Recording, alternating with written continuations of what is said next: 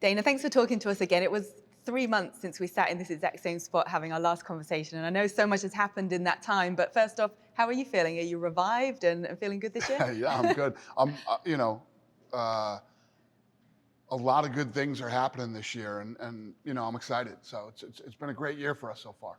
And look, 2020 threw so many obstacles and challenges in your way, which you conquered, and you put all these great protocols and things in place. Has 2021 felt relatively easy in comparison? So far, yeah, it's been easy. Yeah, easy compared. I mean, if you take the whole 20-year career I've had, 2020 was without a doubt the hardest year of my career, but yet fun and challenging at the same time. And then the fact that we, kicked 2020's ass makes it even better.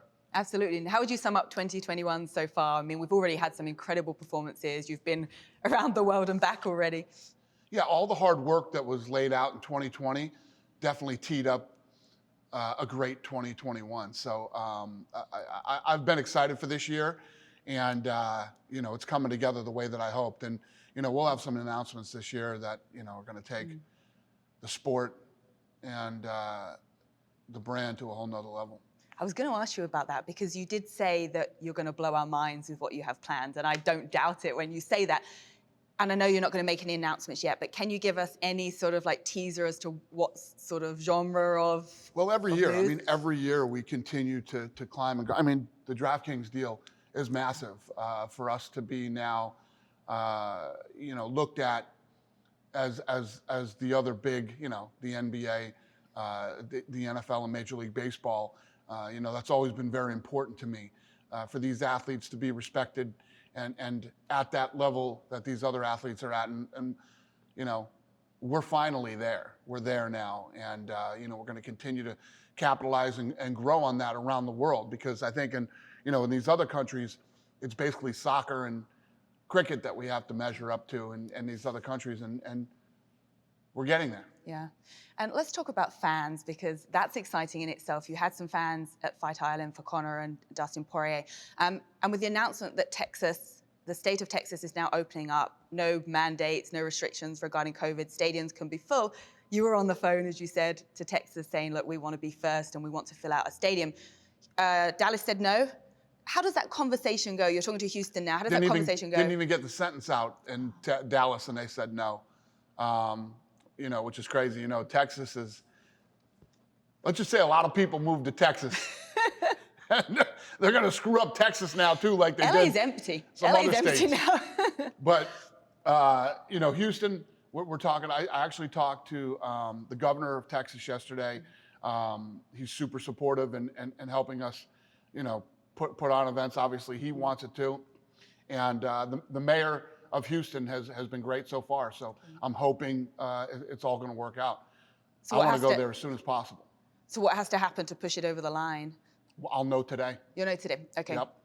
And the idea in Texas that you don't even have to wear masks or anything, but you've put in such great measures and protocols here to protect your staff, protect the fighters. Will you approach it differently? Will the fans have to wear masks? Will you still have those measures in place if you're to go to Texas? That's why we're the ones to do this. We're the ones to go in there first. I mean, even if you're, the governor of Texas or the mayor of Houston or, the disease control center in Houston, we've proven that we can do this and do it right. We will roll into Houston and we'll put on a great event and we'll make sure that everybody's safe. Okay, good to hear. Well, let's get started with some of the divisions. I want to start with the welterweight division because we have Leon Edwards finally getting to fight against Belal Muhammad. First of all, though, I do want to talk about his original opponent, Khamzat Chimaev, this announcement that he might retire. It all seems a little bit confusing as to how he's feeling, what he wants, and what he's going to do. What conversations have you had with him at this point? Khamzat? Yeah, Khamzat Chimaev. Yeah, I haven't. We flew him out here to get looked at, and the problem is the reason that everybody loves him is because the guy is an absolute savage. He wants to fight every weekend. He believes he'll win the world title right now. But the problem with a guy like that is you can't calm him down, and he should be resting right now. He shouldn't be training at all. He should be resting and recovering, and he won't do it. But at the end of the day, he's a grown man, and we can't control what he does on a daily basis. So I don't know how this is going to play out. I know about as much as you do. Okay. So we'll see. I assume you'll fight not to lose him and let him hang up those gloves if that's what he's thinking. Yeah, I mean, listen, if that's what the guy wants to do, you know, that's up to him. But what he really needs to do is go home, watch a movie, you know, take a nap, relax, and recover. It's not the athlete mentality, is it? No, it's just not, go, it's go, not go. the killer mentality. He's Yeah. a killer. And that's just not his mindset. So it's hard to control a guy like that. It really does highlight the effect of COVID, because a lot of fighters have tested positive, many with very little symptoms, but he seems to have suffered the most of all the fighters that have tested positive in terms of how ill he's felt. And well, it's because he's a young, you know, this guy's a physical specimen. This guy is unbelievable. He's probably never been sick like this before. And the difference between him and all the other fighters is the other fighters did what they were supposed to do. They weren't going in and running full speed on the treadmill and taking grappling classes with all these, you know, guys who were healthy. You can't do that. Especially he was on some hardcore medication too. Yeah. Well, just not what you can do. Well, we wish him well. That's the difference between him and everybody else. All right. Okay. Let's talk about Leon Edwards. We're really excited to see him fight. What made Muhammad the right choice of opponent for him when Khamzat fell out? He had just come out of a great fight, and that guy feels like he should be, you know, he should be fighting people higher in the food chain, and this opportunity popped up, and he took it, you know, and that's it. I love guys that step up and take opportunities. I love guys that you know, fight back to back when they've just had a good showing, and you know, guys who stay active and keep their name out there, and so couldn't have turned out better. Is everything okay for that fight? Because they weren't at the UFC 259 press conference because of some COVID protocols. They've both had COVID, but was there anything concerning with either of their camps? No. No? Yeah, no. It's all good. I think Leon was a little bit scared himself when he got the phone call that he wasn't coming to the press conference. I know. It's a pain in the ass, but you know, it is what it is. Okay. Colby Covington, was he offered the fight against Leon at any point? Yeah, I don't remember what the Colby Covington situation was, but we'll get Colby a fight here soon. Well, that's what I was going to ask. What are you thinking next for him? Who makes sense? I don't know. Right now, I don't know. We'll see how some of this stuff plays out, but we'll get him figured out.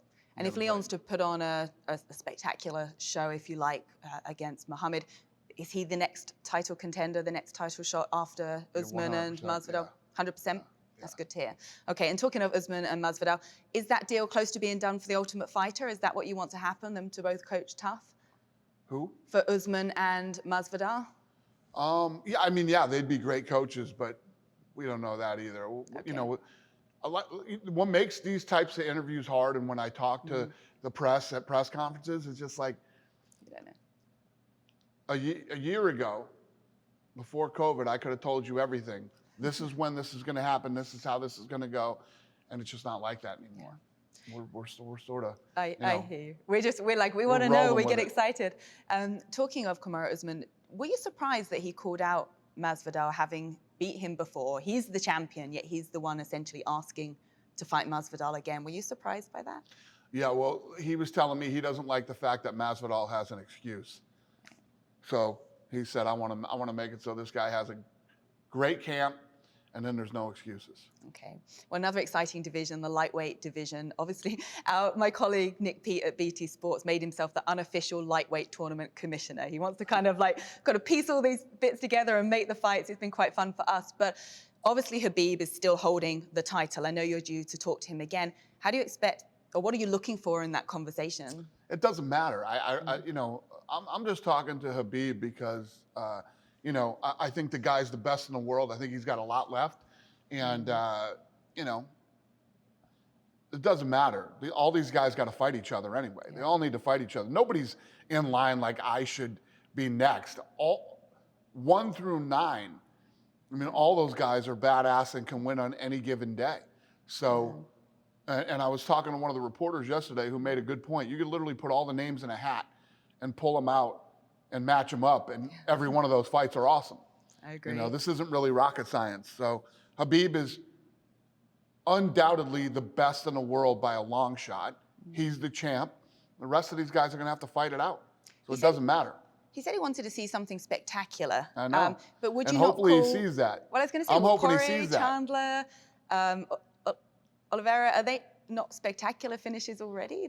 Would you not say he's already maybe seen some spectacular performances so far? Nothing to entice him back? There's been great performances, yeah. But he's like, Dana, come on, be honest. Look at this, right? I mean, look at his fight with Justin Gaethje, his fight with Conor, his fight with everybody. I mean, I can't remember what the exact stat is. He's lost like one round in his career, or two, or something like that. So he's not wrong that he's way ahead of the pack. So I don't know. We'll see how this thing plays out. I know he doesn't. Sorry. I know he doesn't want to hold up the division. How long would you wait He's not holding before up the division. A vacant title? He's not holding up the division. No. These guys all got to fight. Okay. Yeah. These guys all need to fight. There's no division hold up at all. All right. I mean, if you look at Poirier, who's number one, look at the way his fight went with Khabib. Good point. Good point. And talking of Poirier and Conor, it seems that they want that trilogy. They want the rubber match. Looking at maybe the summertime for that fight. Yeah. What has to happen for that? You said that Poirier, getting the deal done was important to Poirier, but it has to be the right deal. I'm not asking what money he's asking for, but what is he wanting to agree to that fight? He has a deal. Right.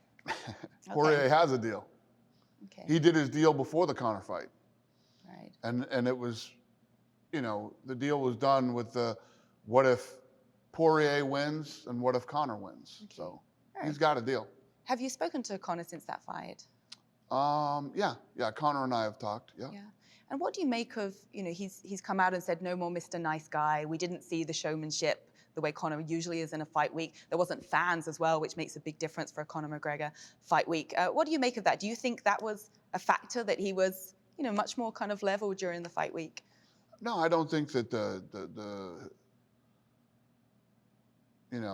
has to be trash talk or any of that stuff. I think that, and I don't know if this is true. I mean, only Conor can answer this question. I think Conor was overlooking Dustin and like, let me get through this so I can work on other things. Right. Yeah. I wasn't saying it thinking that it would take away what Dustin did, but I just meant we saw a very different Conor, and I wonder if when they fight again, that will be switched up a little bit. Yeah, I don't know. You don't know. Okay. I don't know. I think that Conor will take this fight way more serious than he took the last one. Okay. And what about Oliveira and Chandler? What's next for them? I don't know. Michael Chandler? Yeah, No. I don't know. Okay. All those guys are going to end up in the mix. In the mix. Pull it out of the hat, as the other journalist said. See what happens. I love to pull it out of the hat. It's true. Well, UFC 260 is the next big numbered card we've got to look forward to. Two title fights. I'll start with Stipe Miocic and Francis Ngannou 2. Is this possibly the biggest rematch you've ever made? I don't know if it's the biggest rematch we've ever made, but it's an important one with the for the heavyweight title. If first of all, Stipe's already solidified himself as the greatest heavyweight ever, but if he can beat Francis Ngannou again, it's the last feather in his heavyweight cap, man. It'll really top off an amazing career. Absolutely. And is Jon Jones poised for the winner of that fight? Yes. Absolutely. And then the winner would fight Jon Jones. Okay. And also Volkanovski versus Brian Ortega for the featherweight title that same night. If Volkanovski can get past Ortega, would you see Max Holloway for a trilogy fight against him? Would you consider doing that fight again? Because it was so close the first two times. Yeah, Holloway looked incredible. I know Volkanovski doesn't want to hear that, but he's got to get that over with and put Holloway behind him. And potentially, Henry Cejudo's talked about even coming back and fighting featherweight. If that was the case, would you entertain Henry Cejudo for that title fight? I don't know. Have you spoke to him? I don't know. Henry's been talking since the day he retired. Okay. On Monday, we celebrate International Women's Day, and you famously once said that women would never fight in the UFC, yet you've gone on to, be the reason we have so many incredible female athletes and personalities in the UFC. Could you just sum up that journey and the experiences in the last decade of women in the UFC? Yeah, it's been amazing. Obviously, I've been talking about all week the women because of the title fight this weekend, and we have women who, it's become a thing where they're usually the most anticipated fight on the card. They're usually one of the most exciting fights on the card. How unbelievably technical these women are, how hard they go at it. And then, this weekend we have two women who can actually knock other women out. So this is actually a fight between two knockout artists that are women, which is fascinating. You never saw that in boxing, where you had two women that could knock other women unconscious. Yeah. It's been an incredible run, and our divisions are stacked. There's fights this year. Weili Zhang versus Rose Namajunas is one of the most anticipated fights this year. The fight of the year last year was Joanna Jędrzejczyk versus Weili Zhang. Then if Weili Zhang beats Rose, everybody wants to see Weili Zhang versus Shevchenko. Shevchenko versus Andrade is a highly anticipated fight. I mean, it's just, the women have completely solidified themselves as some of the biggest stars in the sport and some of the most exciting and anticipated fights. Absolutely. And aside from fantastic fights, what else do you see for the future of women's MMA in the UFC? I mean, there's been talk of an atomweight division at some point. Is that an option, do you think? I don't know. We'll see. We'll see how I mean, we're happy with what we got right now. Yeah. Even our 145-pound division, we have to keep finding people to come in and for her to defend. But I don't know. Well, I can tell you this: I don't see any of the female divisions going backwards or it not gaining more. And I think the more, these girls, when you hold a championship belt, you make millions of dollars. And then that doesn't include what you can make outside. I mean, Joanna Jędrzejczyk has made so much money. Joanna's basically like, yeah, I'll come back if there's another title fight, but she's having fun. She's making tons of money outside the octagon and doing her thing. I love it. That's great to hear. And we've done a show specifically on women in MMA and the rise of women in MMA. And of course, we talked about Ronda Rousey, being the one to pioneer and be the first in the UFC. Do you talk to Ronda anymore? Do you have any regular conversation with her? We don't talk all the time, but we get together every once in a while and talk. And I mean, everybody knows how I feel about Ronda Rousey. She's my all-time favorite athlete to ever work with. And everything that we're talking about right now is because of her. Well, I just want to tie up there and talk about the women's featherweight division and Valentina taking on Jessica Andrade. We talked about this last year and we both said how excited we were for that matchup. What problems does Jessica give Valentina? Well, the thing that I love about the Valentina fight with Andrade is Andrade will push her. She will come forward. She will put pressure on her, and she'll make it a crazy, entertaining, exciting, fun fight. And for somebody like Shevchenko right now, who's basically at the point where Anderson Silva was at one time, where everybody's like, oh, there's nobody in the division for her to fight. She's dominating now there's somebody that makes people go, ooh, and if she can go in and dominate Andrade the way she has everybody else, it just continues to build her legacy and her credentials in the sport. Absolutely. Just to go back to the women's featherweight division, and Amanda Nunes has said, she would be okay if you did retire that division for whatever reason.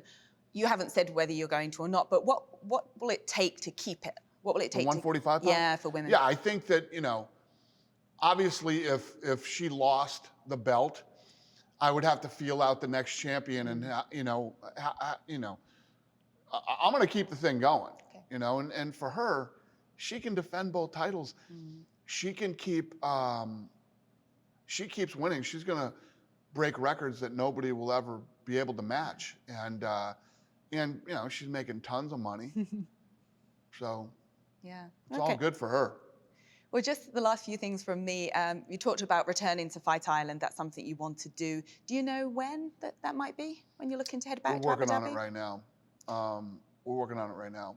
Because I was excited when you said for International Fight Week, it could be Fight Island with parties and fans. Do you feel that could happen? I hope so. That's what I want. Yeah. And just a nod to Alistair Overeem and Junior Dos Santos, released from the UFC, but Overeem personally thanked yourself and Lorenzo Fertitta for all the opportunities he'd had.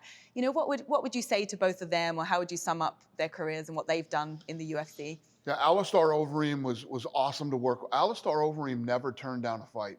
Every time we called this guy, you know, and he never got the, I'm not ready, I don't have this, I don't have that. Alistair Overeem fought everybody that was put in front of him, and he was a great guy to deal with. And Junior Dos Santos, our former heavyweight champion, and one of the nicest human beings in the sport, and one of the best guys to ever deal with. You know, they both had a good run here, and